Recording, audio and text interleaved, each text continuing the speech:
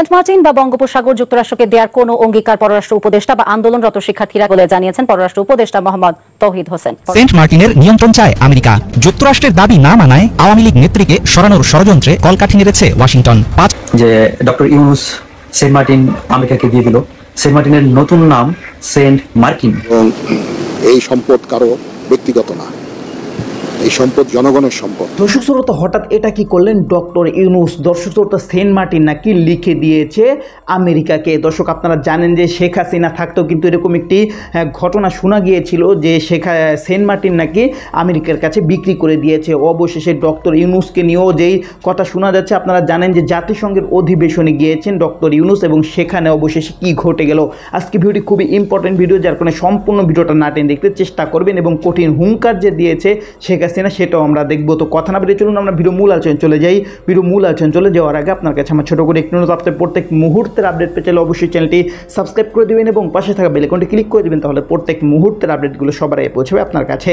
দর্শক, কথা না বেরিয়ে চলুন আমরা আসলে ঘটনাটি তাহলে বিস্তারিত দেখে আসি। মার্কিন যুক্তরাষ্ট্রের সঙ্গে বাংলাদেশের $200 মিলিয়ন সহযোগিতা চুক্তি। এই চুক্তিটি নিয়ে অনেকের মধ্যেই সংশয় লক্ষ্য করা যাচ্ছে যে কেন এই চুক্তি। অলরেডি এই চুক্তির ব্যাপারে কিন্তু মার্কিন যুক্তরাষ্ট্রের প্রতিনিধি দল কিন্তু ব্যাখ্যা করেছেন যে কেন এই চুক্তি।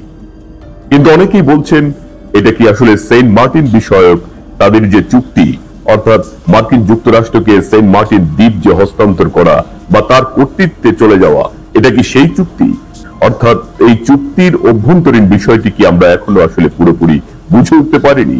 অনেকে কিন্তু এরই মধ্যেই বলেছেন যে আসলে একটা সময় যে ক্ষমতাচ্যুত প্রধানমন্ত্রী শেখ হাসিনা বলেছিলেন যে মার্কিন যুক্তরাষ্ট্রের সঙ্গে এই সেন্ট মার্টিন নিয়ে যদি তাদের বোঝাপড়া হতো তাহলে আসলে কোনো প্রবলেম হতো না। তাহলে কি ডক্টর ইউনুস সাহেবের কি এই বিষয়টি নিয়ে মার্কিন যুক্তরাষ্ট্রের সঙ্গে বেশ ভালো বোঝাপড়া হয়েছে এবং এই কারণেই কি আসলে মার্কিন যুক্তরাষ্ট্রের উচ্চবাচ্য নেই এবং তারা যে চুক্তি করছে, অর্থ সহযোগিতা দিচ্ছে, এর পেছনে কি অনেকেই বলছেন কাজ হয়ে গেছে, অর্থাৎ এরই মধ্যে কিন্তু চুক্তি সম্পূর্ণ হয়েছে। তাহলে আসলে বিষয়টা যদি এমনটা হয়ে থাকে তাহলে কিন্তু আশঙ্কার। কিন্তু মার্কিন প্রতিনিধি দলের একজন এই চুক্তি বিষয়ে উনি বলছেন, we have consulted, listened and worked with interim government. Now work here ready to deliver with this agreement.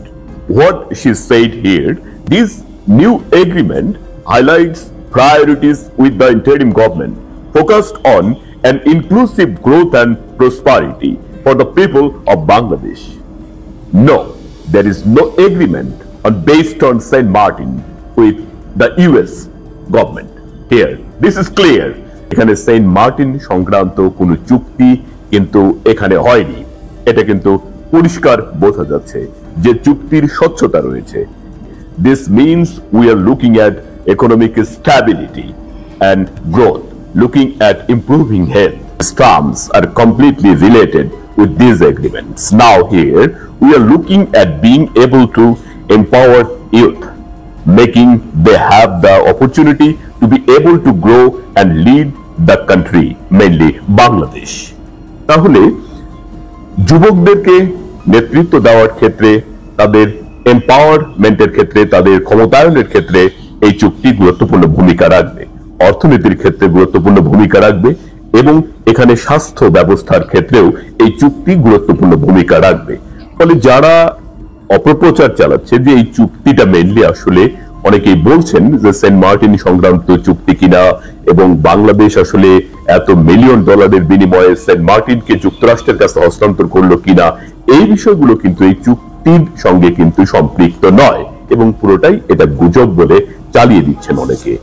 যাই হোক, বাংলাদেশের স্বার্থ সংশ্লিষ্ট বিষয়গুলো পৃথিবীর যে কোনো দেশের পররাষ্ট্রনীতির সঙ্গে ঠিক স্বচ্ছতার ভিত্তিতে এগিয়ে যাবে, এটাই আমরা প্রত্যাশা করি। এবং তো দর্শক, আপনার এই ভিডিওটি দেখলেন, ভিডিও দেখে যদি আপনার কোনো মন্তব্য থাকে তাহলে অবশ্যই কমেন্ট বক্সে আপনার মূল্যবান মন্তব্য জানিয়ে দেবেন। দর্শক, এখন আমরা পরবর্তী একটি ভিডিও দেখব যেটা দ্বারা আমরা আরও কিছু তথ্য আমরা জানতে পারবো। দর্শক, চলুন আমরা সেই ভিডিওটি বিস্তারিত দেখে আসি। বিরুদ্ধে শক্তিশালী অবস্থান তৈরিতে বঙ্গোপসাগরে মার্কিনীদের প্রয়োজন সামরিক ঘাঁটি। 2004 সালে গ্লোবাল ডিফেন্স পোস্টার রিভিউ পরিকল্পনা গ্রহণের পর থেকেই ইন্দো প্যাসিফিকে সামরিক ঘাঁটি স্থাপনের সুযোগ খুঁজছে পেন্টাগন। কিছু পর্যবেক্ষকের ধারণা মূলত চীনের উপর নজরদারির জন্যই মালাক্কা প্রণালীর নিয়ন্ত্রণ নিজেদের হাতে রাখতে চায় যুক্তরাষ্ট্র। সেক্ষেত্রে আরব সাগর, আন্দামান ও নিকোবর দ্বীপপুঞ্জের পাশাপাশি বঙ্গোপসাগর হতে পারে আদর্শ জায়গা। বঙ্গোপসাগরের মাধ্যমে যুক্তরাষ্ট্রকে চীনের বিরুদ্ধে গোয়েন্দা নজরদারি ও পরীক্ষা নিরীক্ষার সুযোগ দিতে পারবে বাংলাদেশ।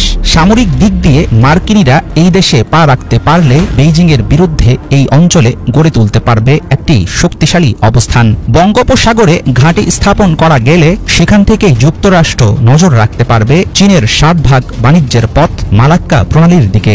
সম্প্রতি ইউএস নেভাল ইনস্টিটিউটের এক প্রতিবেদনে উঠে এসেছে এসব তথ্য। বাংলাদেশের সাথে ভারতের ক্রমবর্ধমান সম্পর্ক নিয়ে হাসিনা সরকারের উপর নাখোশ ছিল চীন।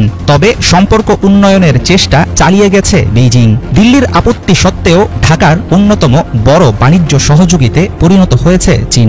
2023 সালে প্রকাশিত এক পরিসংখ্যান অনুসারে বাংলাদেশে চলমান রয়েছে অন্তত 25টি চীনা প্রকল্প।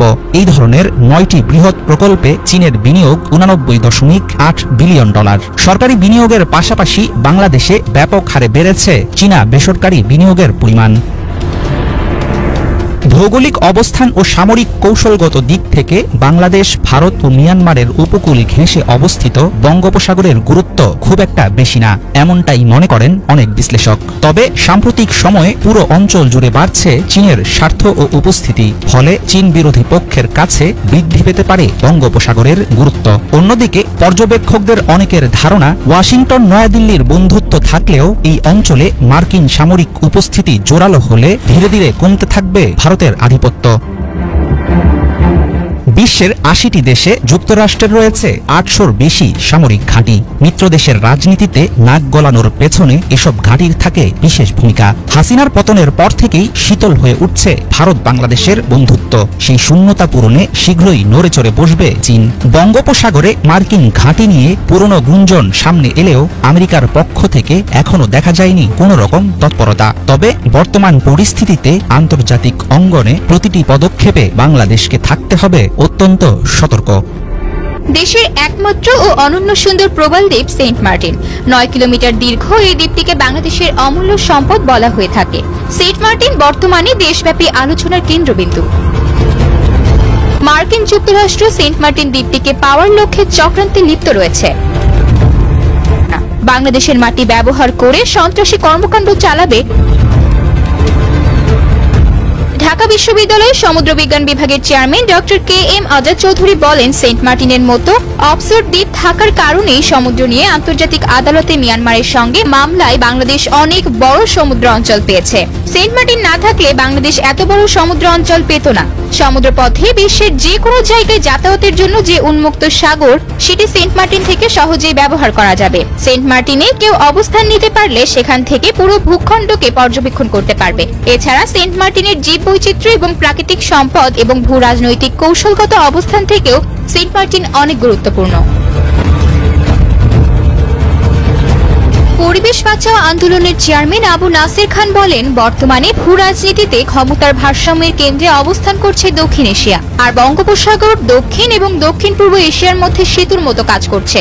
এই অঞ্চলটি এখন বাণিজ্যিক রুট সহ ভূ রাজনীতিতে সংযোগ স্থাপনের জন্য অনেক গুরুত্বপূর্ণ। হঠাৎ যুদ্ধ লাগলে এই অঞ্চল দিয়ে সংযোগ স্থাপন সহজ হবে। এই দ্বীপটি যদি যুক্তরাষ্ট্র নিতে পারে, তবে তারা এখান থেকে চীন ও ভারত নিয়ন্ত্রণ সহ এই অঞ্চল নিয়ন্ত্রণ করতে পারবে। আবার চীন নিতে পারলে ভারতকে নিয়ন্ত্রণ করতে পারবে। এই কারণেই যুক্তরাষ্ট্র সেন্ট মার্টিন দ্বীপ নিতে চায়। তিনি বলেন, এই অঞ্চলে তো দর্শক, আপনার সম্পূর্ণ ভিডিও দেখলেন। এই সম্পূর্ণ ভিডিও দেখে যদি আপনার কোনো মন্তব্য থাকে তাহলে অবশ্যই কমেন্ট বক্সে আপনার মূল্যবান মন্তব্য জানিয়ে দেবেন। দর্শক, কথা বলতে বলতে আমরা ভিডিও শেষ পর চলে এসেছি। ভিডিও শেষ করার আপনার কাছে আবার অনুরোধ করছি, আপনি প্রত্যেক মুহূর্তের আপডেট পেতে চাইলে অবশ্যই চ্যানেলটি সাবস্ক্রাইব করে দেবেন এবং পাশে থাকা বেল আইকনটি ক্লিক করে দেবেন। তাহলে প্রত্যেক মুহূর্তের আপডেটগুলো সবার আগে পৌঁছবে আপনার কাছে। তো সব বিশেষ করে ভালো থাকবেন, সুস্থ থাকবেন। আল্লাহ হাফেজ।